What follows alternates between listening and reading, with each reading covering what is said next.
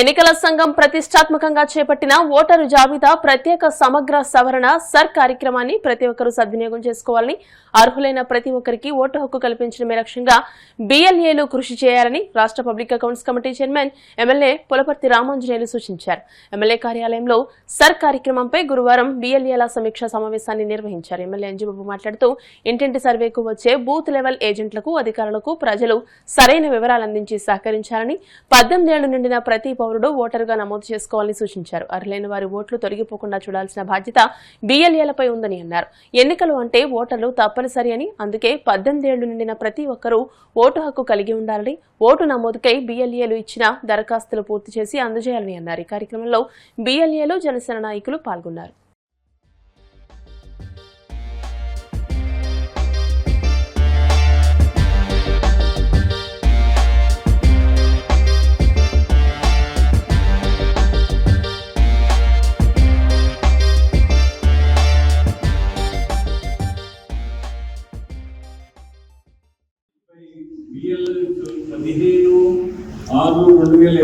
నుంచి 24/7/2026 వరకు ఉంది.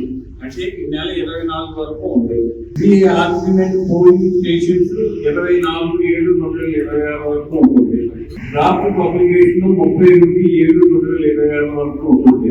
లైవ్ అబ్జెక్షన్స్ 31/7/2026 నుంచి 38/2026 వరకు ఉంటుంది. క్లైమ్స్ అభ్యంతరాలు ఎవరికి క్లైమ్స్ అబ్జెక్షన్స్ 31/7/2026 నుంచి 28/9/2026 వరకు ఉంటుంది.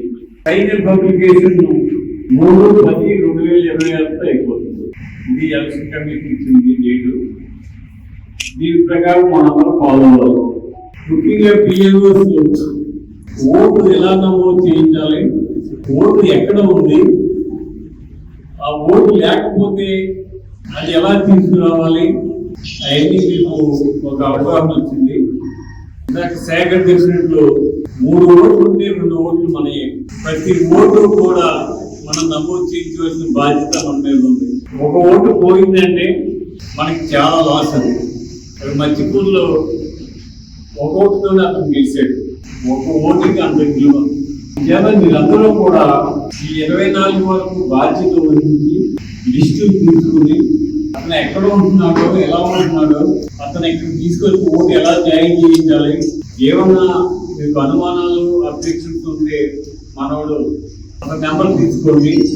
ద్వారా మీకు క్లియరెన్స్ వస్తుంది. ఒక్క ఓటు కూడా మిస్ అవ్వకుండా జాయిన్ చేయాలి. చచ్చిపోయిన ఓట్లు కానీ, ఇక్కడ సంబంధం లేని ఓట్లు కానీ ఉంటే ఎలా చేయకండి. దానివల్ల మైనస్ అవుతుంది. కంపల్సరీగా మన ప్రాంతంలో ఉండి ఉన్న వ్యక్తికి ఓటు జాయిన్ చేయాల్సిన బాధ్యత మనకు ఉంది. ఓటు అనేది మన హక్కు. రాజ్యాంగంలో మనకు ఇచ్చిన ఓటు. ఆ ఓటు ద్వారానే రాజ్యాంగం ఏర్పడుతుంది. మేము శాసనసభ్యులుగా మీ ముందు మాట్లాడుతున్నాం, అసెంబ్లీలో చట్టాలు తీసుకొస్తున్నాం అంటే మీ ఇచ్చిన ఓటు. ఆ ఓటు విలువ మీకు తెలుసు కాబట్టి ఎట్టి పరిస్థితుల్లో ఏ బూత్ లో కూడా మన ఓటు మిస్ అవ్వకుండా చూసుకోవాల్సిన బాధ్యత ఉంది. ఈ నెల 24 వరకు టైం ఉంది. ఈ గడువులో లిస్టు తీసుకుని ఈ బూత్ లో ఎన్ని ఓట్లు ఉన్నాయి, ఎన్ని అయ్యి, ఇంకా అవ్వాల్సినవి ఎన్ని, అవ్వాల్సిన వాళ్ళు ఎక్కడున్నారు, వాళ్ళు ఎలా తీసుకుని జాయిన్ చేయించాలి అని ఆలోచన చేయండి.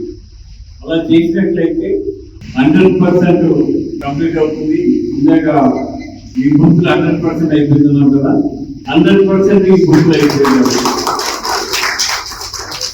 అలాగే ప్రతి బూత్ లో కూడా 100% అయిపోయేట్టుగా మీరు ప్లాన్ చేయాలి. ఒక్క ఓటు కూడా తీసుకెళ్ళవద్దు.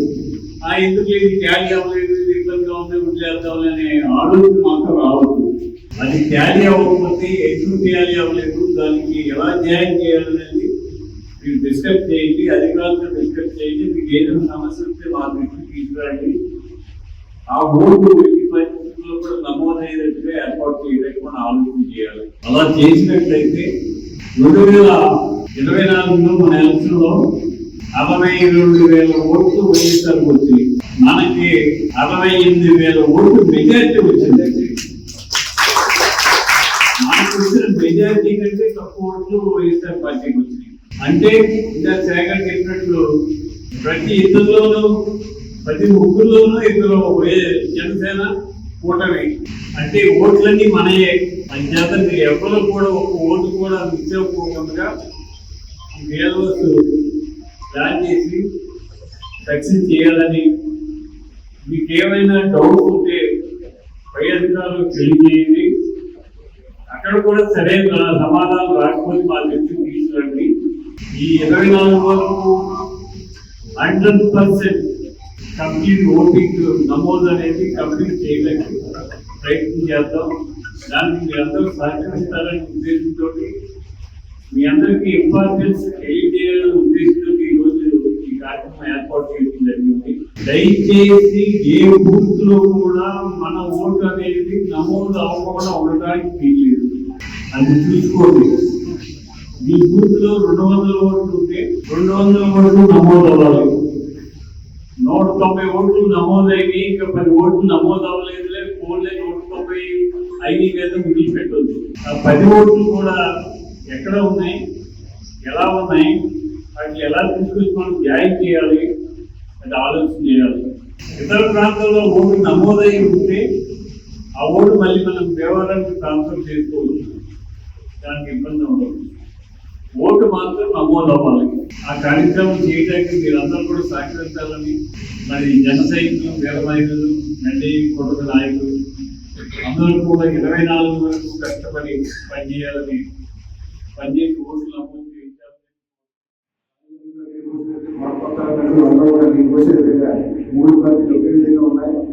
మనం 2019 పనిచేసామో అంతకంటే 10 వరకు పనిచేస్తున్నాయి కదా ప్రతిపక్ష పార్టీ. మన అధికారులు ఉన్నాం కదా, అన్ని కూడా కరెక్ట్గా జరుగుతాయి, సక్రమంగా జరుగుతాయి. మూడు పార్టీలు ఉన్నాయి కదా, వాళ్ళు చేస్తారని చెప్పి రిలాక్స్ అయ్యారేమో. కానీ వాస్తవానికి గ్రౌండ్ లో జరుగుతుంది కొంచెం భిన్నంగా ఉంది.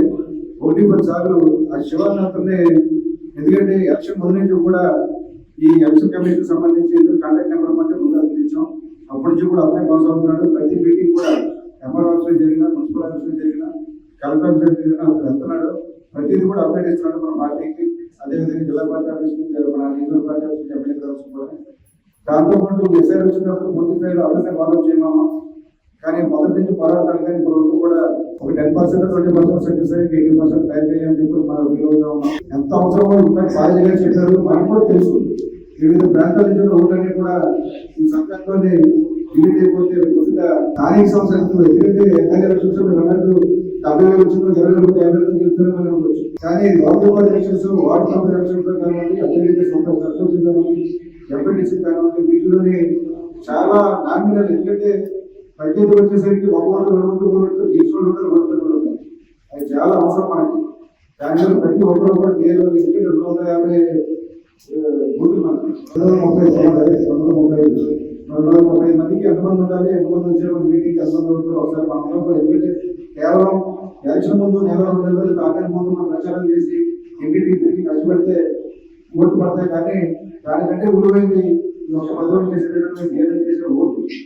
ఆ ఓటు అనేది అంతగా ఆ రోజు ఏదైనా ఓటు అయిపోతే మాకు ఓటు.